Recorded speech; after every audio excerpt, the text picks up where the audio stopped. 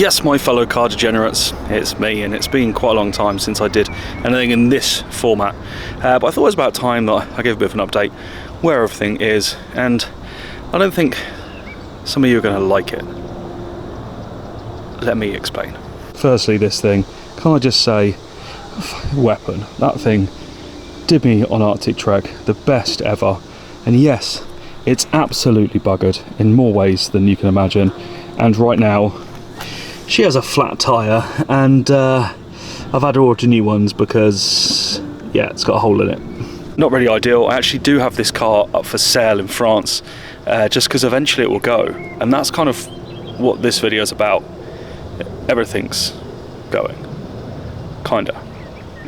Pretty much. But I have this up for sale, but I've got it up for sale for like £5 grand, because in France cars go for stupid amounts of money. And I still need to use this right now, so it's getting some new tyres. Might give it a service, but the XC90's staying for now, unless someone offers me this stupid amount of money I have it up for. The taxi has seen better days. Look at the state of the dirt on it. It's absolutely savage. This will eventually be going as well. Like, I'll put it up for something stupid like €500, whatever. I just want offers to basically take it off me. You know, it could do with a bit of work. I'm just saying, this quarter could do with being repaired, or replaced in fact, and also the sill as well. I do like having a London taxi, and it is something that I think is just quite a cool car to have, but at the end of the day, like I said, everything's got to go. On to one that I don't think a lot of you will be happy with. So yeah, the iGo looks like this right now. Where are the wheels, Ross? Why aren't they on the car? That's a very good question. That's probably what you're going to be very angry at me about, because this car's going too. Now, the iGo was only supposed to be a bit of fun, but I did want to supercharge it. So a lot of you that have seen the supercharging stuff, and I never completed it. So I'm sorry for that. But what I did do is make a really cheap little fun nugget, and it really is. She's a complete shitbox, but, you know, just really fun. There are also tons of issues with it, like it's got a cracked windscreen. Last time I tried to drive to Andorra in it, hit a bump in the road, and because it's got fucking stupidly low coilovers on it, the suspension's now bent on that side, so I'd have to probably buy new coilovers or new suspension for it on that side. And yeah, then what do? It's not exactly perfect condition. It looks great from a distance, but I mean, I painted it for fun. It's not exactly a looker. I mean, come on. Just is what it is. I mean, come on. It's just the way it is. It looks great from afar, but also far from good. It was never meant to be a looker. It was meant to be the cheapest shitbox ever, but it was also meant to be supercharged, so why didn't I do it? Right now this hasn't been driven for ages, so the battery's as flat as anything, not even a jump pack and get it going, so I'm going to have to put that on charge because I kind of need to use this car. Even with the spazzy wheels on it, I need to use it because I'm waiting for tyres to arrive for the XC90, so yeah, so I need to get this out. But the reason I'm not finishing this is simple.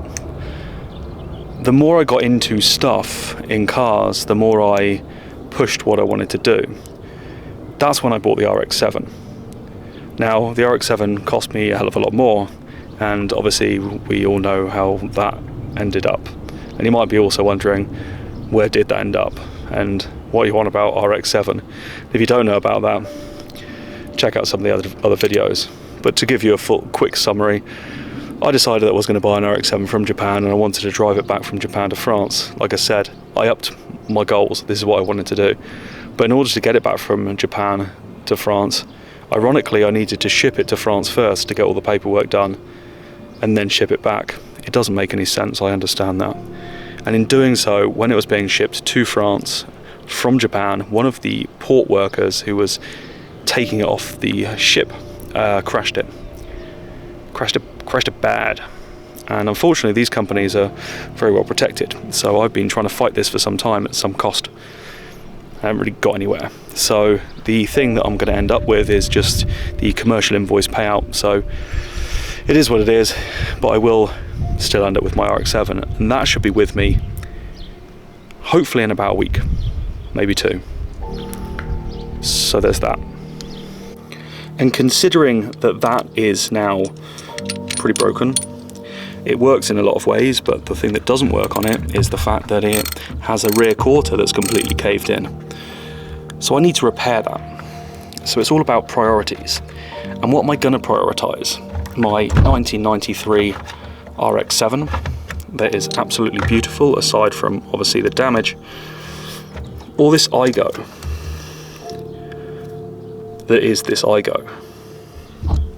In order to finish the supercharger project on this, I probably would have had to spend about £2,500. And as a jobless human, if I'm going to spend £2,500 on a car, I'm going to spend £2,500 fixing the RX-7 when that arrives, because that's going to cost a chunk. Now the £2,500 for the RX-7 could at least get me some rear lights, which are 500. The rear panels that I'm going to need probably going to cost me about another 1,000. That's 1,500. And then wheels, which I need to replace, I'll replace the rear too. That's another 800. So we're already at about 2,300 without a respray, or without spraying those parts, and without making the work, or doing actually all the work. So even if I do it all myself, respray on top, I'm still probably looking at about 5 to fix it. So unfortunately, some things just have to go, and that's this beast. But all is not lost. You can see I've taken the wheels off already. Those wheels are actually in the garage. They haven't gone anywhere. I'm hoping that the specs and the sizes of them is going to be perfect to fit on my K-Truck, because I still have the K-Truck arriving as well. That's up in Colmar right now. I'm hoping that will equally arrive very soon. In fact, I'm hoping that I can drive it on the 30th of May up to a JDM car festival just outside Paris. So there's that. And the K-Truck, there's whole plans for this. This is going to be the next project that I'm going to do on this channel. I've got a ton of parts for the car. I've got a whole new paint for it. It's currently in grey. I'll put a picture up here. This is what it looks like now. I've got Raptor lining for the bed. I've got new interior parts. I've got the wheels to go on it. I've got championship white paint, because obviously it's a Honda Acti, so it needs to go Type R colours. It is going to be as mint as I can make it. Now, there's a plan for that too. But first, why am I getting rid of everything? Why am I selling all this stuff? Because the K-Truck is going as well. As soon as I finish that project, I'm going to be giving that away to one of you guys. You guys have the chance to win it. There's only going to be, I think, 4,500 tickets, so not very many. But that is to fund the rest of the projects. I have another project coming after the RX-7. I need to finish the RX-7. And like I said, everything needs to be rolled back in. I need to consolidate, need to get rid of some stuff, and start to really do some shit. So as soon as the K-Truck arrives, that'll be kicking off. I'll start doing consistent build, long form content. I've also been trying to make sure that I've got all of the stuff in one place so I can get chunks of work done at once. So it isn't a case of having to wait a long time for it to actually be a build series. So there should be that. The reality is, the more things you have, the more complicated it is to manage everything. And like I said, I'm in a new state of retirement at the moment. Is this what I'm going to do forever? I don't know. But I need to make sure that it can pay for itself in order for it to lead to new things.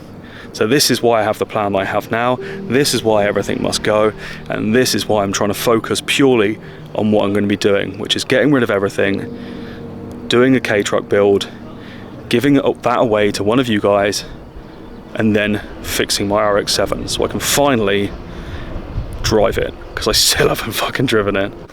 So while I know it isn't the update that most of you were expecting, or most of you were hoping for, I hope you guys understand, and I hope that you know that this is only going to lead to better things. My life is in a complete state of flux at the moment. I have no idea where it's going to take me next. None.